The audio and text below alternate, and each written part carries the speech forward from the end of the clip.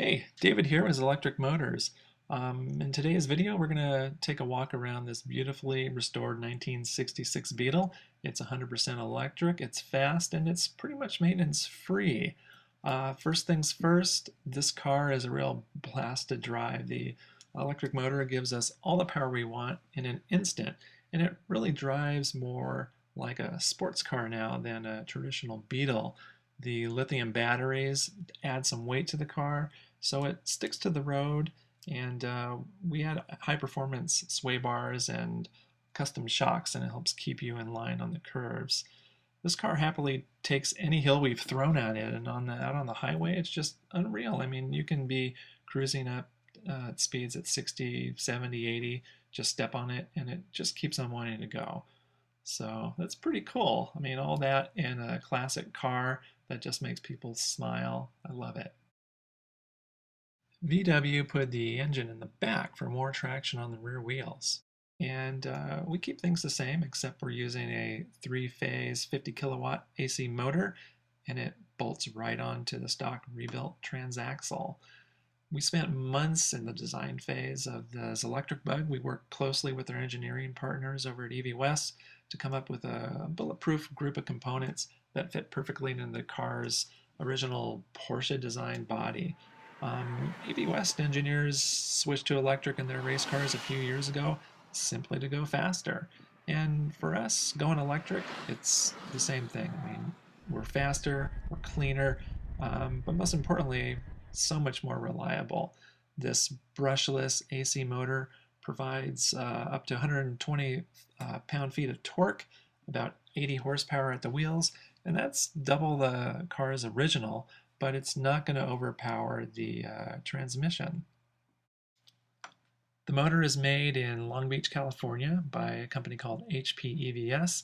They've been making industrial use motors since the 60s, and about 7 years ago they started a line of motors specifically engineered for electric car conversions. On top of the motor is the 1238 controller from Curtis. It's programmed to our specifications, and it can handle up to 650 amps, and it's cooled by a small electric coolant system. Above the controller is the Elcon 2500 watt onboard charger, and that's designed to work with our battery pack. This allows the car to charge plugged into any standard 110, 220 outlet. And outside, out in the wild, it can be plugged into any of the public chargers. It uses a standard J1772 electric car charge port. It's the same type of charge port used by all production electric cars.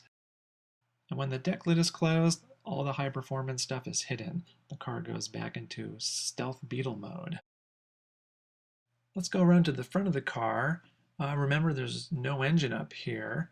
Instead, we have one of our two battery packs, but then just right where the gas tank once was. We even use the same bolt holes that held the original tank in place, only now it's much stronger. It's made with 6061 aircraft aluminum, and there's 37 of the 160 amp hour batteries. They are the little green boxes there. There's 12 up here and 25 more behind the back seat. They're from Voltronics. They are lithium iron phosphate cells. They're similar in chemistry to what Tesla's using. These lithium iron cells, they're simply the most durable, reliable, and really the most cost-effective batteries that are made today. They're estimated to deliver a full charge for at least 160,000 miles. You know, it could give you 12 or 15 years of driving. After that, they can be upgraded. They can even be recycled, and they can be reused in other applications. They're mostly made out of copper and aluminum. They're maintenance free, and they have no memory issues. They don't require any special charging either. Whether you drive the car, 40, 50, 80 miles, you just plug the car in at night, and in the morning you have a full tank. And charging can take between 1 and 8 hours. So just depends how much you drive the car. That's about it for what makes the car go. And if you do have a flat, we include a spare tire. You won't get that in the Tesla. One of the things that I love most about driving a classic Beetle is that simple painted dash. You know, in the 70s, they added more knobs and switches. Then they covered everything in plastic. I don't know why. I love the metal. Everything here is period correct, right down to the radio delete plate. The steel is in perfect shape and nothing is chipped, dented, nothing's missing. The 66 was the first year to come with stock hazard lights and on the column high beams switch, so you didn't have to feel around for it with your foot. The original speedometer here has been beautifully rebuilt by North Hollywood Speedometer. They refurbished the gearing and replaced the lenses, and all the lights work properly. All the lights in the whole car, every single light works.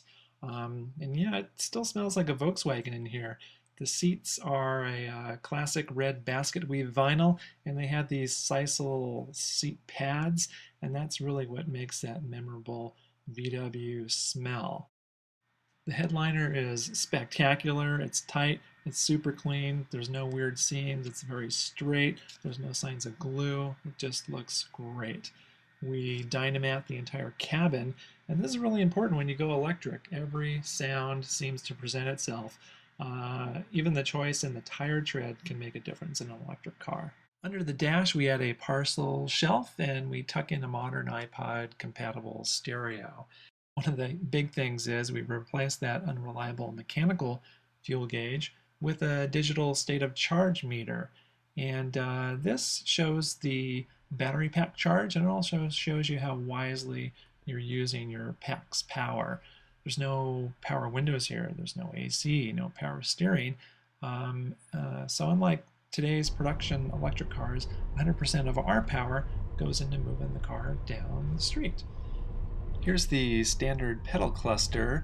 It looks standard, but the throttle pedal is now a digital drive-by-wire pedal we get from Toyota. So it's just one less thing to squeak in the car. There's still a traditional shifter and a clutch. However, you're not going to need to use them as much. Now, for the most part, you just put the car in third gear and drive it like an automatic. When you come to a stop, there's no need to downshift or declutch. This is really one of the most cool things about the electric motor. When you let off the throttle, the motor slows the car down with its built-in regen braking. And when the car comes to a stop, since the motor's no longer spinning, neither is the clutch or the transmission. So now you can just start off in third gear, step on the throttle and simply take off.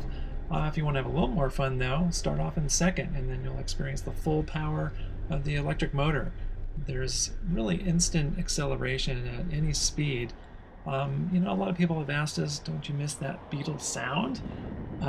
No, I mean, I did for about 10 seconds. You know, that bubbling sound is cute, but it really in no way connects you with the motor's power. Well, that didn't have much. The Zelectric doesn't sound like any other EV. And that's because we keep the manual transmission. What you do hear now is a subtle futuristic sound that kind of changes pitch as you drive, and it's constantly giving you instant feedback at really every speed. Out on the highways, you can really pass anyone with ease, 70, 80, it's no problem. The battery pack that we have in this car is a 20 kilowatt hour pack. It's a little smaller than our prototype's 22 kilowatt hour pack, but we've been getting a solid 80-mile highway driving range, and that's really where you use the most energy. So driving between 55 and 65 on our hilly San Diego freeways, that's about the mileage you can get, and you'll actually go further at lower speeds out on the surface roads. You know, with an electric car, you do have to be a little bit more mindful on your trips. But for the most part, you're going to be traveling on familiar roads around your home within 40 or 50 miles. So it's pretty easy to gauge how far you'll be traveling. Since we started driving our prototype last year, I put about 13,000 electric miles on it, and I've hardly ever had to go out and use public chargers. And at home, it just costs about $3 to fuel the car for 100 miles. And think about it, you're never going to have to replace filters or belts or mufflers. You're not going to have to adjust valves or carburetors or add oils or any of those additives. And you're not going to have to wait for that smelly old gas pump. Man, this black paint is so reflective. The previous owner referred to it as gleaming, and yeah, it does. It's been correctly color sanded, just really well done. There are a couple of tiny paint chips up on front from driving, up on the front fenders. It was painted a couple of years ago, but all the rubbers and are all correct. Everything's in order. All the gaps look fantastic. The bumpers are heavy triple plated chrome. They're super straight. This car even has the 66 correct 1 year only 1300 badge. And just check out these CA black plates. They're spectacular. Up front there's Porsche styled beveled headlamp lenses. Those are covering super bright LED headlamps from Trucklight. These really make driving at night a pleasure, and they hardly use any power. After we install the electric components, we drive it for a couple of weeks every day, about 400 or 500 miles, just to make sure everything works and all the concerns get corrected. I really love to use the LED bulbs throughout this entire car. They're just super visible, super bright. Keep you visible is very important on this car. And for added visibility, we include as electric exclusive hidden third brake lamp and these super stealthy backup lights hidden inside the pea shooter exhaust. I just love that. The car sits at its stock ride height, and it comes with freshly powder-coated two-tone smoothie rims and white wall radials. And yes, white walls were a dealer option for the Beetle back in the 60s. So there you have it, a reimagined classic ready to head into its next 50 years.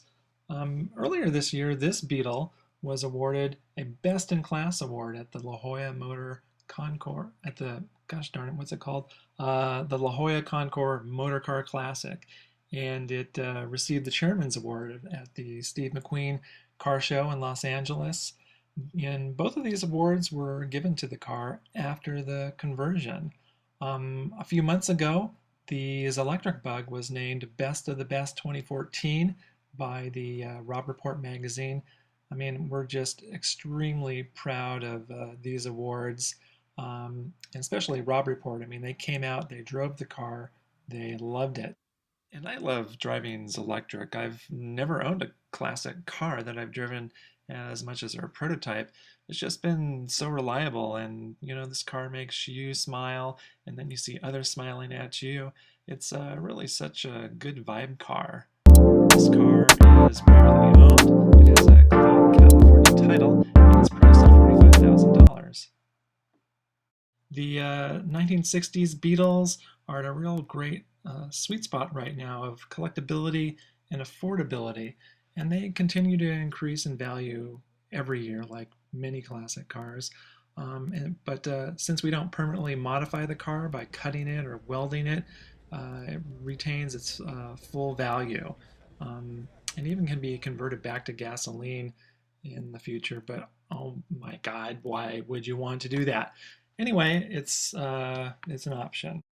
I've included a complete list of all the specs and the features in the description area down below, so be sure to check that out. And don't hesitate to call me or email me with any questions at all. Thanks for watching, and happy motoring.